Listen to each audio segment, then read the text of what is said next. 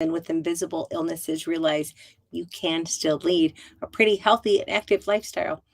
It's just not going to be the one you had envisioned for yourself, but what the hell else are you going to do? You can't just sit there and feel sorry for yourself. Trust me, it's not a winning strategy. I tried that. Excuse me. I don't think I don't think I've got COVID, but I definitely have a cold and it's driving me nuts. And I realize life doesn't work this way, but that being said, I still think that people in my situation, people who deal with health issues, we really should be exempt from like the common cold and crap. But unfortunately, we're just more susceptible to it. But anyway, let's talk about fascia. I I started learning about fascia several years ago, and I kind of dabbled with it. I didn't really, yeah, I did a little bit of work here and there, but lately I've been paying a lot more attention to my body, and I got some really pissed off fascia. I asked a doctor one time, "Why why does this happen to me? Why does my fascia do this?" And she said, "Do you want to know the medical term?" And I said, "Absolutely." And she laughed and she said, "You have pissed off fascia." She said, "We don't know why some people do this, but your fascia is angry." And so, yeah, that's the medical term apparently, is pissed off fascia. Isn't that fabulous? But let's talk about it. By the way, this information is from ashleyblackguru.com. So, what the hell is fascia? It's a connective tissue. It is found throughout your body. It supports and protects your body. It's found throughout your muscles. It surrounds your muscles. It's what allows our muscles to slide. Okay, allows your muscles, not mine, to slide over each other. It's found throughout your muscles. It's the silver skin on a steak. That's fascia. Or like when you peel an orange and you have that pithy white layer, that's very similar to fascia. Well, why do you care? Why should you care about it? Because it supports your entire musculoskeletal system. It helps protect your body from trauma. I'm snorting because yeah, mine's such a mess. It theoretically for normal people, it does allow the muscles to glide smoothly past each other, but it can develop adhesions or distortions, and they can cause a lot of problems, including, of course, pain. Distorted adhered fascia, it pulls the body into misalignment.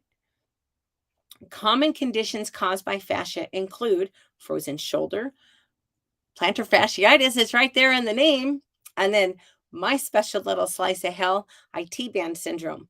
Your IT bands run down the side of your thigh from your hip to your knee, and it's a thick band of fascia.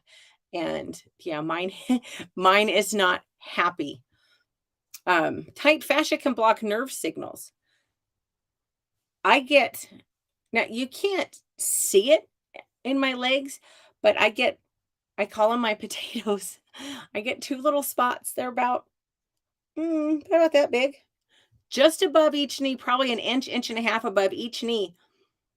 And it's just this weird little lump. And I asked my doctor when I'm like, what the hell? My fascia gets so tight that the fluid is pooling. And doesn't that sound fun? But it will impact um my range of motion. It'll impact my ability to move very quickly. It can block nerve signals. It can also impact your autonomic nervous system, which is your breathing, your heart rate, your digestion. It impacts your skin. Do you have cellulite? Then you have a fascia problem. When your fascia is distorted or adhered or whatever's going on with it, the essential proteins like collagen and elastin, they cannot get where they need to go because, of course, you can't push something through a kinked toes, right? It's the same thing. It's cellulite related, or cellulite is fascia, because adhered fascia is going to pull the skin inward, which means the fat pushes through the fascia and it causes the lumps and bumps that you see with cellulite. And actually, this is one of my fascia tools. I got turned on to Ashley Black. A friend of mine had tried it for her cellulite, and she was like, Court, you got to try this because it's really good for achy muscles. So, what causes the adhesions and the distortions? Like everything. Fascia is protective. The adhesions and distortions are an attempt to protect you from something, from micro traumas usually. And of course, that happens all the time. How you sit, how you stand, how you walk, they all impact, all your biomechanics are going to impact your fascia. For me, I think it all started with an old injury. I broke, I was going to keep pointing with this thing. I broke my shoulder, gosh, quite some time ago, like 15 years ago, maybe. Um, and it never healed properly. I have very poor range of motion. There's a lot of scar tissue involved. It's a mess. And you know what? What happened? The fascia got really angry in that shoulder, and it has eventually spread literally throughout my entire body. But here's the good news. It is fixable. Restoring your fascia into a healthy state is possible. But of course, it takes work. Nothing worth having is ever going to come free. You need to watch your nutrition. Quit eating a bunch of crap. You know that. I don't need to tell you that, or I shouldn't need to tell you that. Make sure you're hydrated. Hydration is going to impact your fascia from a cellular level. Your posture. Again, biomechanics are important.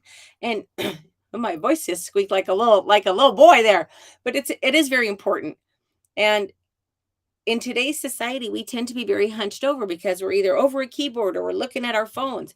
You've got to pull your shoulders back, hold your head up. You got to get your biomechanics going. Stretching and exercise. Osteopathic manipulation. Now, if you've never had it, the only way I can think of to describe this, and my doctor told me it was actually a really good description. It's kind of like chiropractic for soft tissue. They just dig in and try to force these distortions and adhesions back where they're supposed to be.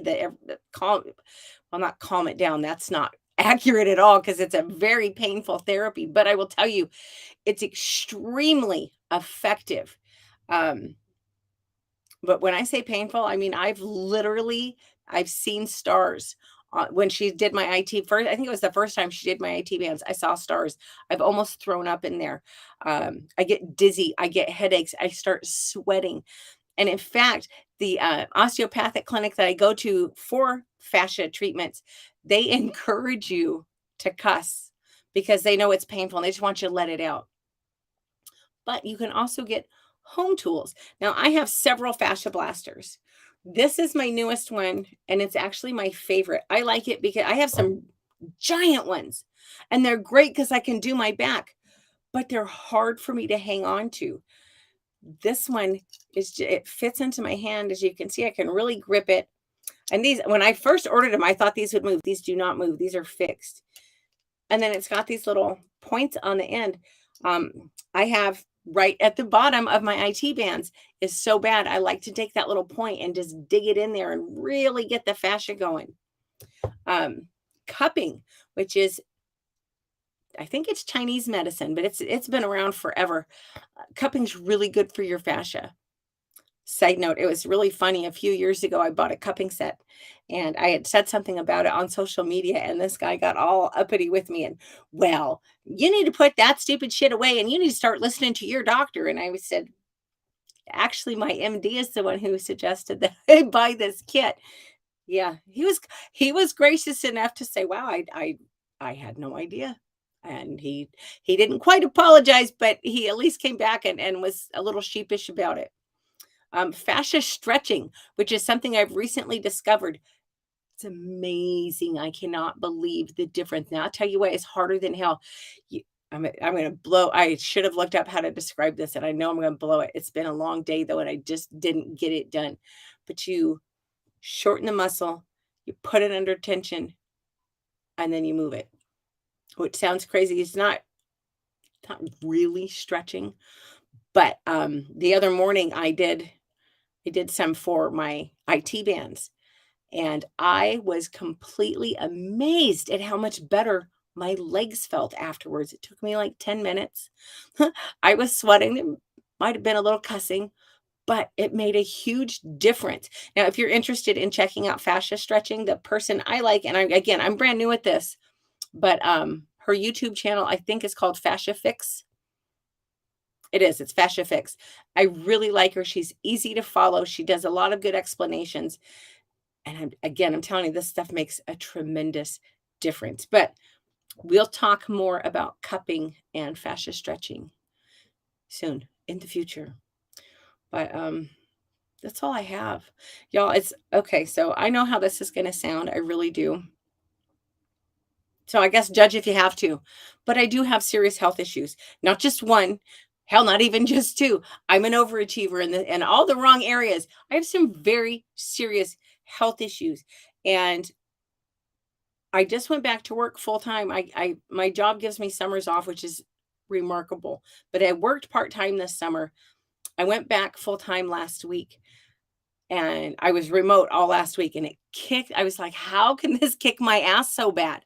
But it did. Well, then they asked me if I'd be willing to come in short term for a couple days a week. And I said, well, yeah, not because I wanted to be real honest, but I want to be a team player. You know, I for the most part I do like my job. I get to do some pretty cool things at work, and I get to work with some pretty amazing people. But yesterday was my first day back in the office full time, or all day. I shouldn't say full time because I'm not back full time, but it was my first full day in the office since March of 2020. And holy smokes, it kicked my ass. I got home last night. I sat down on the couch and I was out cold within like 5 or 10 minutes, and I never can fall asleep that easily. Today was I'm not quite as wiped out, but it's just taken a lot out of me. It's just I don't know. I feel like a total pansy saying that. I really do. I mean, how soft do you have to be? But, I'm one of those people that in my situation, working from home was a huge benefit for me. But that's another story. That's all I have for tonight. I'm going to go and actually I'm going to go and get on the couch again, put my feet up, and we'll see if I fall asleep. But if you have any questions, um, drop me a line. I do have my Twitter. Twitter's the only place I hang out. My account is locked down right now. But how the hell can you drop me a line? I guess go to YouTube and drop me a line there at Alaskan Courtney. I keep saying too much. You guys have a great night. I'll be